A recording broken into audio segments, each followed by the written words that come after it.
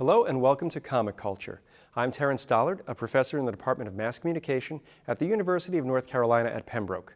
My guest today is artist Gordon Purcell. Gordon, welcome to Comic Culture. Well, thank you, Terrence. I'm glad to be here. So let's talk about your career. You're known for working on licensed properties. In other words, books that are based on characters owned by other companies, in particular Star Trek.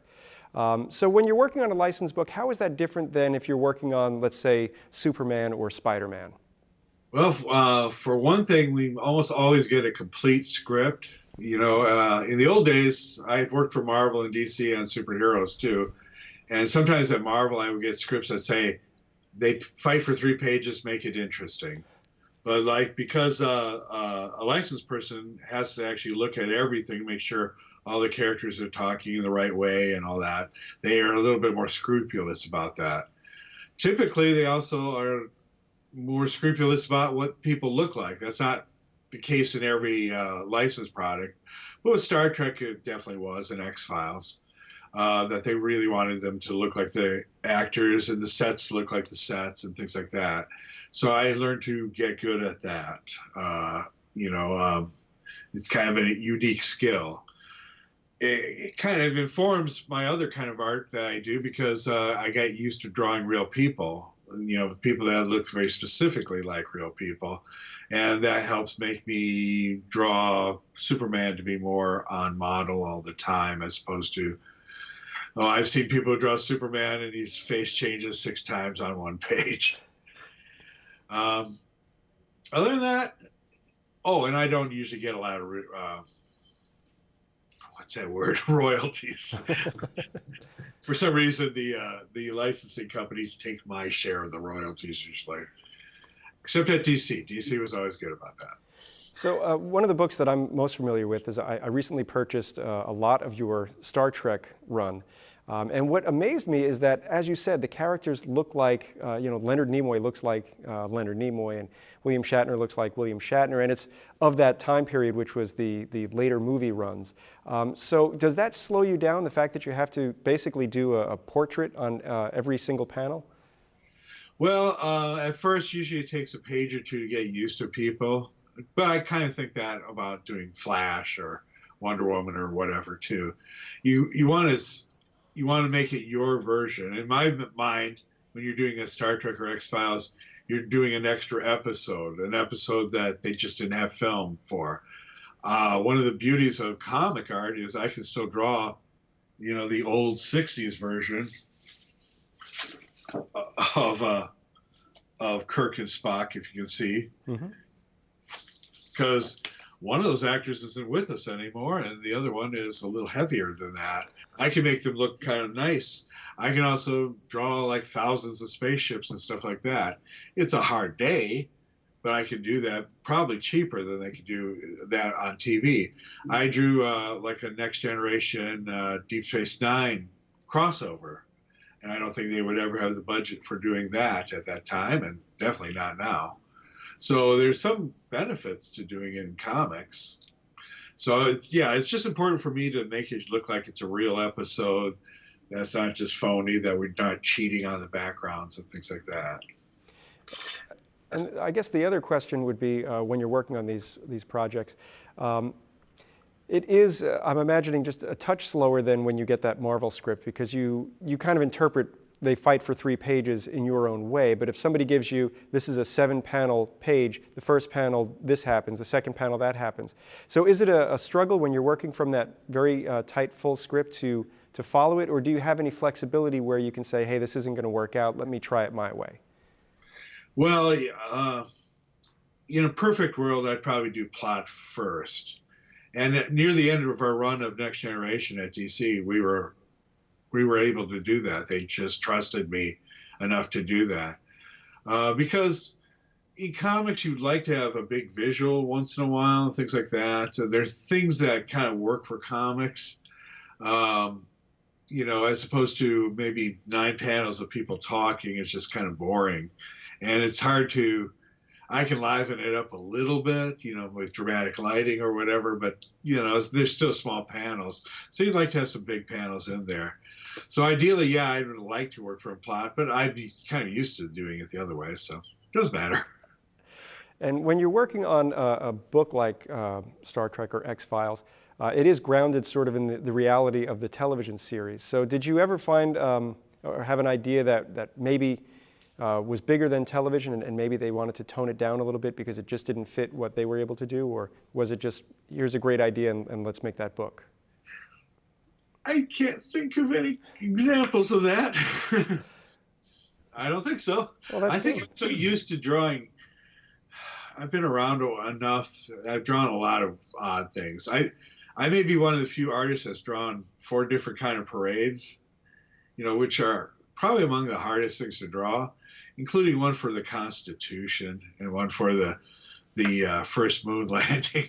So I've drawn a lot of stuff, so I just kind of get used to it. And it's just a kind of a challenge, to try to work things out in your mind. I don't know. And when you're working on a cerebral property like X-Files or Star Trek, I mean, the audience is a little bit more sophisticated than, let's say, the younger reader who might be picking up their first Archie or their first Spider-Man. And as a result, the stories might not be as action-packed. So if you do get something where it's a page of people talking on the bridge, trying to figure out what to do when the Klingons are attacking, what are some of the tricks you can do to make all of those panels look exciting? You mentioned lighting. So what are some of the other things that you could do as a storyteller? Well, one of the more important things that people don't think about with comics is when I get a full script, I know who's talking in what order. So one of the biggest problems tends to be making sure that Kirk speaks first, then Sulu, then Kirk again. And a lot of times the writers don't think of that. So I have to break up the page into more panels so that the right people are talking in the right order, or I have to arrange them in a way that the word balloons will go with whatever they're doing. Plus, I always have to leave room for word balloons. So once you have all those struggles fixed, yeah, lighting, overlapping, maybe one person bigger and one person smaller. Maybe you'll have somebody talking and you just see their back and you see the reactions of the other people. There are a lot of different ways you can do silhouettes. There are different ways to kind of liven it up. Well, I think it's Wally Wood's 22 panels that always work. Yes, I used to have that a lot. I mean, it's on my cork board, but obviously the last 20 years I haven't used it as much, but I used to use it a little bit, because it is something that kind of gets you thinking about different solutions to problems. If you're usually when you get a script, you thumbnail it, and then you start penciling it, and then possibly inking it. If you don't think too much, you'll use the same tricks again and again, and you want to challenge yourself by doing other kind of things to break up the pace and things like that. Also, you want to make sure that there's something at the bottom of the page that makes you want to turn the page. Hopefully the writer has given you something like that. There are writers like I used to work with Chuck Dixon, who's really good about having something that makes you want to change the page right away. Dan Jurgens can do that too. Otherwise, you've got to kind of add something to make sure that they want you to change the page. Well, that's an interesting thought, because I guess there has to be that cliffhanger on every page, or else the person can just say, well, the story's not grabbing me enough. Yeah. Now, you talk about lighting, and this is something that I find really interesting. I went to a panel at HeroesCon this year, and Lee Weeks was talking about lighting a scene with Elmer Fudd and Batman, which, if you haven't read the comic at home, I suggest you look it up because it's brilliant. So I'm wondering, when I see someone in comics and they have such a great ability to light, how do you prepare mentally for that sort of technical side of where the light's coming from and how the shadows are going to fall, and how to make it as dramatic as possible? Yeah, and Lee Weeks is a master of this. I'm not as good as he is. But well, for one thing, the most obvious thing is I have some lights in my studio, and mirrors. And so I often will just set up things so I can see the lighting on myself. I use the mirror a lot. Um, Otherwise, there are things with superheroes more so than real people. That occasionally you'll have lighting, double lighting, which makes their muscles look a little bit bigger. This is something kind of started with the image artists, and so there are some techniques that go with that. Otherwise, sometimes you can find some in photos, or if you're watching a DVD, you can stop it, and if you like the lighting in that, it kind of depends a little bit. You get used to it. Oh, you do want to also make sure not every artist thinks of this. If you have lighting from one side, let's say you have the sun coming from over your shoulder here, this side of your face is going to be darker, and you have to be consistent with that. There are a lot of artists where the shadow fall, whatever picture reference they have or whatever, you got to control that kind of thing. That's why I don't just take photographs. I have to rethink of the photographs to make sure the lighting is right, that they're all consistent. If people are talking, I have to make sure their mouths are moving, that they're doing things. So that otherwise you could just have a bunch of framed heads talking and not moving their mouths, which I think by the end of the X-Files, that's what they were looking for. But still, that's another story. It's fascinating because you talk about getting inspiration from movies that you see. So you're always sort of working on your craft. And at the same time, I'm imagining when you see a film or you see how someone's acting, you've got to translate that into the action on the page, right? You mentioned somebody's mouth moving. So do you spend a lot of time wondering how David Duchovny is going to look if he's perplexed?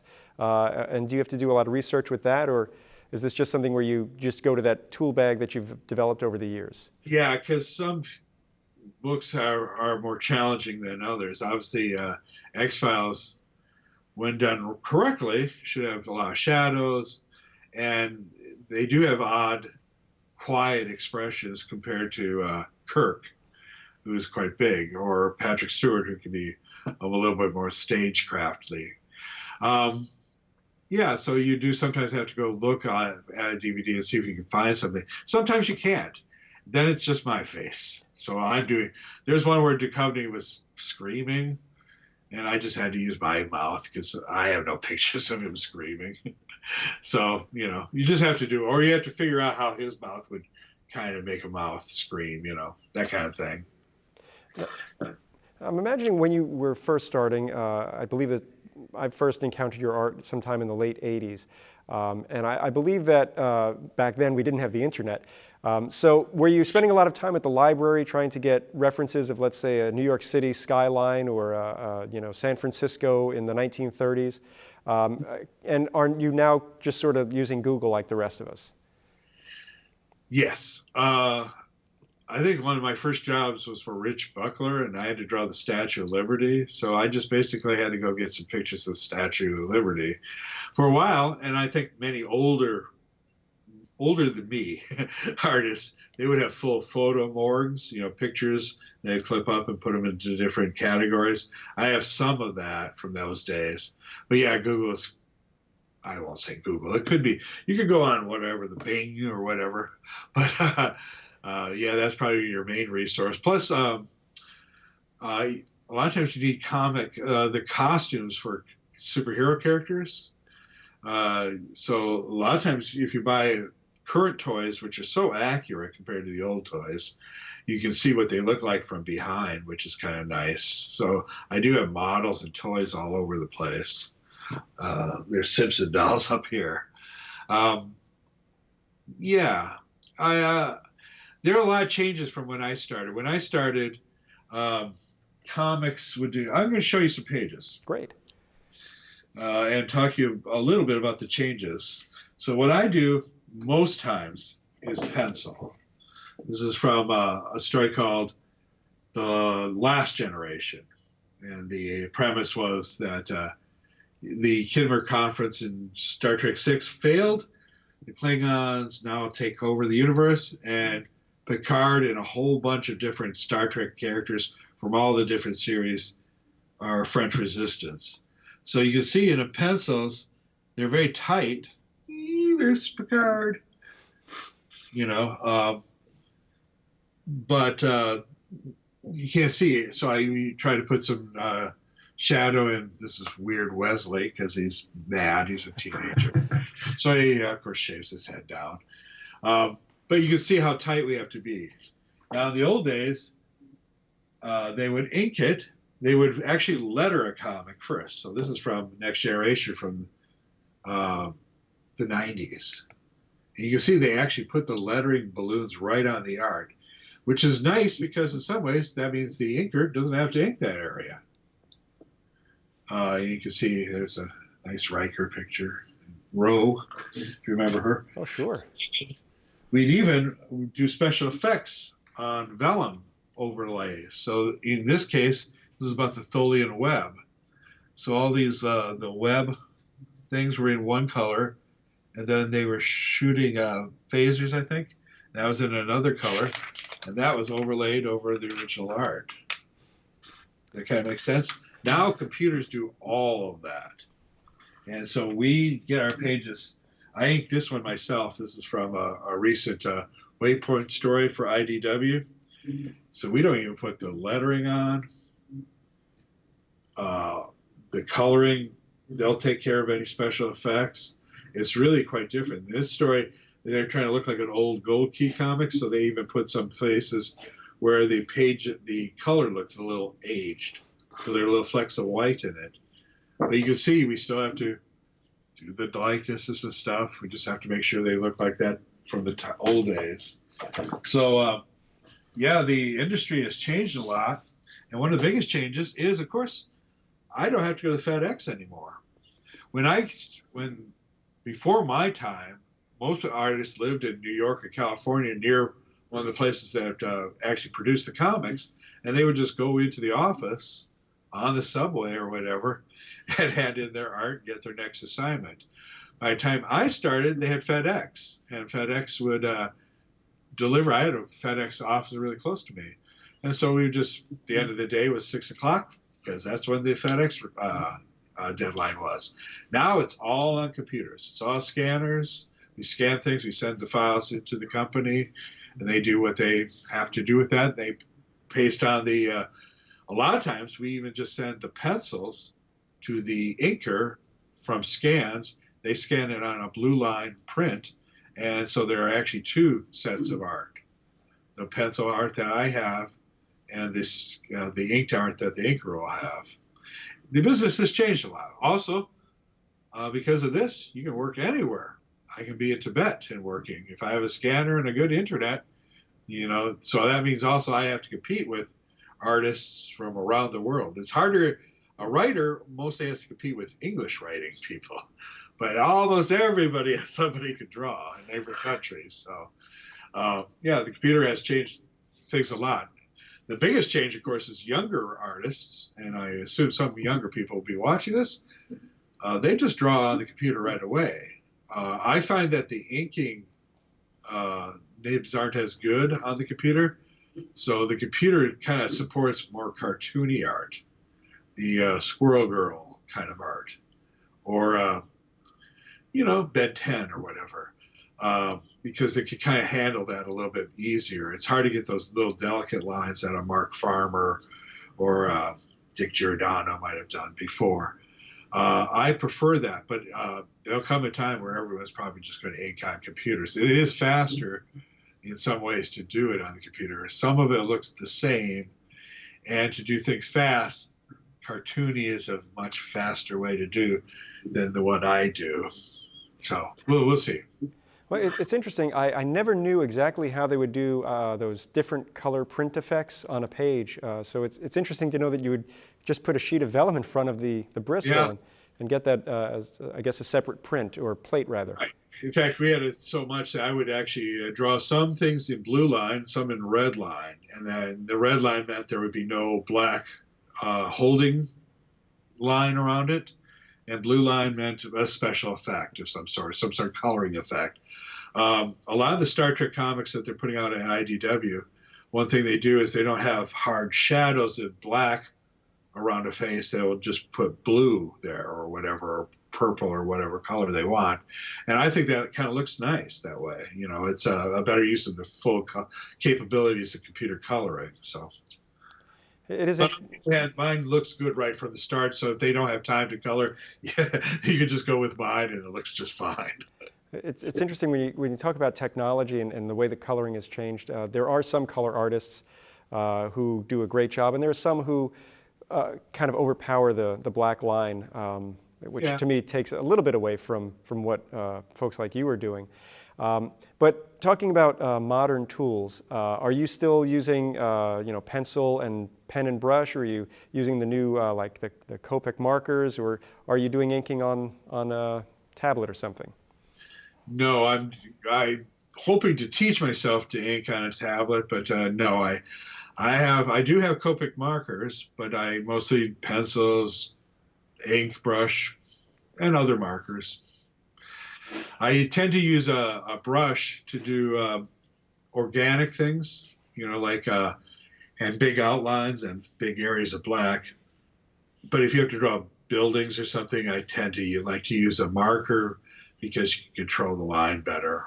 I prefer it when straight lines are straight in comics. So like buildings and almost anything that's man-made, like that. Now I have seen artists who are very good who just obviously rough everything out, but that's a style. This is the style I'm kind of used to.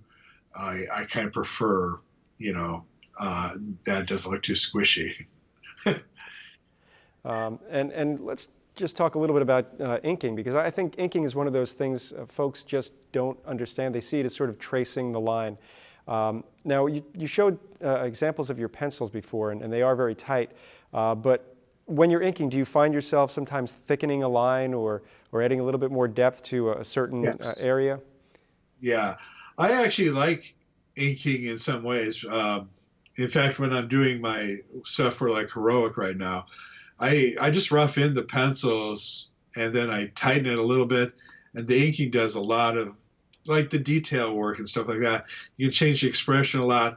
I like it because it's kind of more calm. I have to think a lot. That sounds dumb, but when you're putting the story together and thumbnailing it, it's like puzzles you're kind of putting together a little bit because you're trying to make the storytelling work, that you lead the eye the right direction, that you have something interesting to do. And when you're penciling it, you're trying to make sure that you have a more precise version of that. When I'm inking, the pencils are there for the most part. So I can relax and think about things like line weight and making things pop out and making things like a strong line and things like that. So I kind of find that more relaxing in some ways. However, I will never there are much better inkers out there than me. I give you a good version of what I draw. I think it's like how George Perez or John Byrne, they're inking. I don't know if they're the greatest inkers, but you get a really clear version of what they do.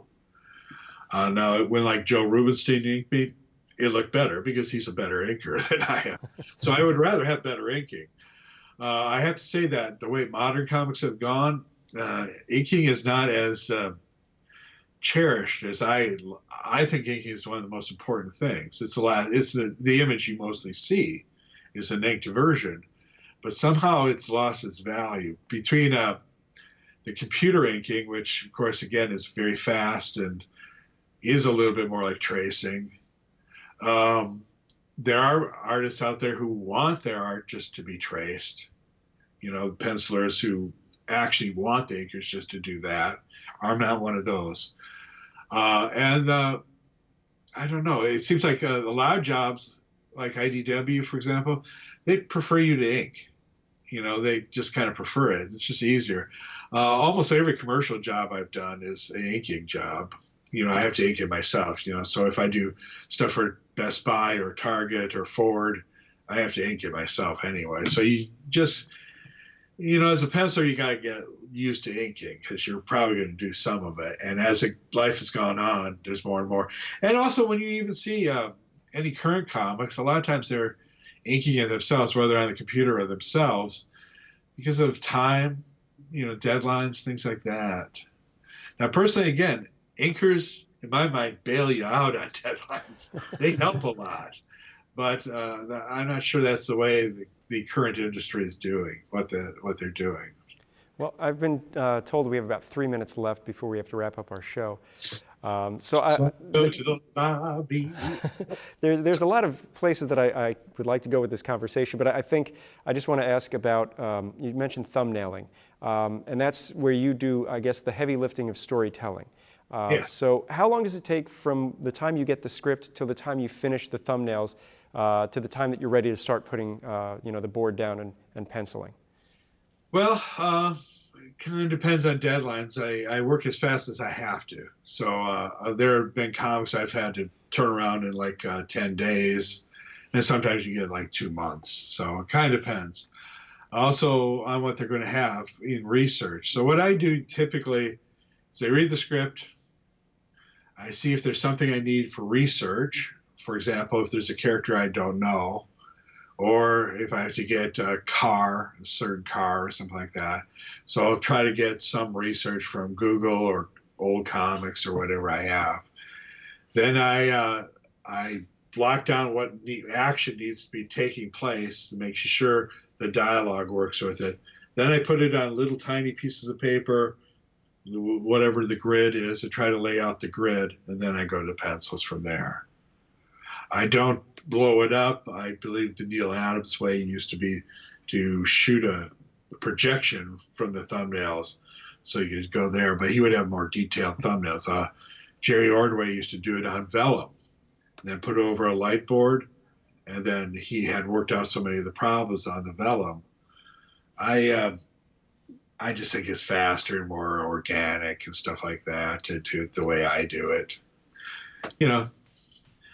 So how long does it take? It can take as short as, an hour. It might take, if there's a lot of research, I had to do like the Troy, the Trojan horse and things like that.